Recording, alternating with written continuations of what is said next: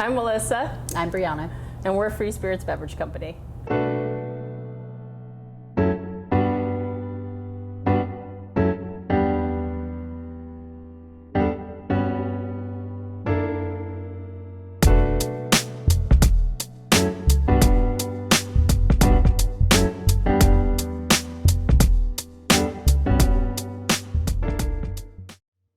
Free Spirits Beverage Company was founded in 2019 in the morphogenetic field as a natural evolution from our original business, which was called Ione Bitters. And Ione Bitters was focused on primarily manufacturing bitters, seasonal bitters, and we started rolling with Free Spirits as a way to teach people how to actually use our bitters, how to execute with our bitters. And we naturally moved into making shrubs and syrups, and then Bree's a super freaking kitchen geek, and so I like food. It's not just shrubs and syrups, it's frills, and we try really hard to not have any waste, so a lot of what we do gets morphed into another product. So we make zero waste products that are made from our shrub mash.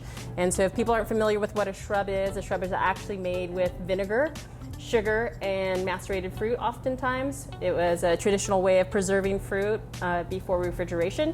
And we actually use an apple cider vinegar base primarily as our base for all our shrubs. And we source it locally. We're hyper-local. We're one of the few companies in Boise that are hyper-local, and you can thank that basically due to my deep ingrainedness into the local food system. So as a farmer's market manager for many years and also as a vendor, it's the reason why we like to collaborate and support our local farmers. It's true. It's true. And you should always look to food that's grown in your own backyard, per se, because the nutrient density in it is way better. In October 2019, I guess, is when we officially started Free Spirits Beverage Company. We'd already been doing bitters for 2 years prior to that. We opened just before the pandemic. We had a little shop up on Vista. It was called Free Spirits Lounge in Merck. And we sold our product, and we had happy hours on Friday nights, right? Fridays and Saturday nights. We both have a lot of ideas. And so, but this is one idea, like me and Brie have this tendency to come up with a lot of ideas. And this is one idea that we stuck with simply because we used to be involved in an event called Taste 208, which became Taste and Craft. And it was Idaho's only beer, wine, spirits, and food experience. And through that, we saw a lot of people that were looking for an alternative to alcohol. But we're in Idaho. So the NA movement, which is known as the no alcohol movement, has gained a lot of momentum, especially over the last couple years. COVID, I think, kind of prodded that a little bit just because people were in excess of like drinking too much. And so if we were anywhere but Boise, Idaho, honestly, we would probably, I don't know what we'd be actually. We might have grown bigger than our britches, which is a good possibility. Exactly. Because we take the time and we know where our ingredients are coming from, and we spend the amount of time that we spend making these products. I think if we weren't doing it organically like we are now, and the growth was like it is now, we might have expired ourselves because we would have grown so big and then yeah. You know, when that happens? It's happening in the right way. We do flavor profiles that you don't readily find on the shelves in a regular way. I mean, we do make traditional bitters. Obviously, Hips Don't Lie as a traditional aromatic, but we removed all the cherries and put wild foraged Idaho rose hips in instead. So you get your extra punch of vitamin C with that too. Our orange is anything but typical. We use 3 types of oranges. We finish it with coriander and caraway. Cherry, again, that's casked, and it's finished with hops.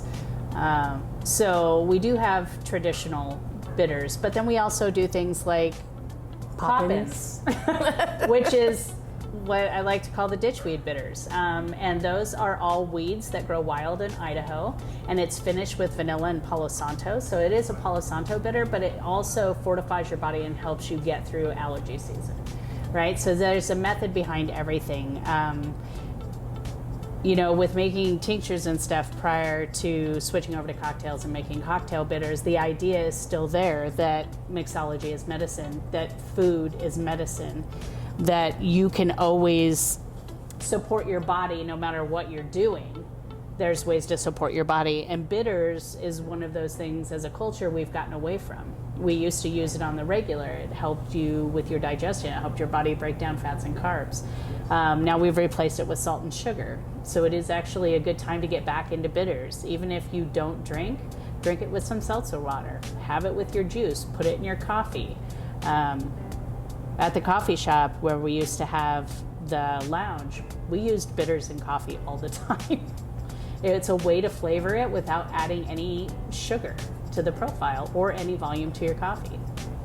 It's got many, many uses, but really it should be used on the daily. I would say space has been our biggest hiccup. And like finding a natural fit for us to be mad scientists. Because currently we don't, I mean, yeah, we're kind of puked in like at least 3-4 different locations currently. Yes. And we're in the process of getting into one establishment, shared space. Part of the thing is too, is like when we're wanting to go wholesale and bottle up, and they say bottling up is the fastest and quickest way you can grow a beverage company, right? We don't want to be in a place where there's cross-contamination, because that's kind of important to us as well. Like, we're trying to make things that are good for your body, but there's this whole audience of people that can't have gluten, can't have nuts, you know, so we want to try and steer away from a kitchen that has all those allergens in it. And a lot of what we do too is like, our stuff is shelf stable, so it just needs to sit there and fester for a really long time. And everything that we do is usually a cold process or a slow process. So what that means is we seldom add heat to our product. If we do, it's going to be less than 110 degrees, because at 110 you're still considered raw. And so we try to preserve as much as we can of the nutrient values of the ingredients that we're using.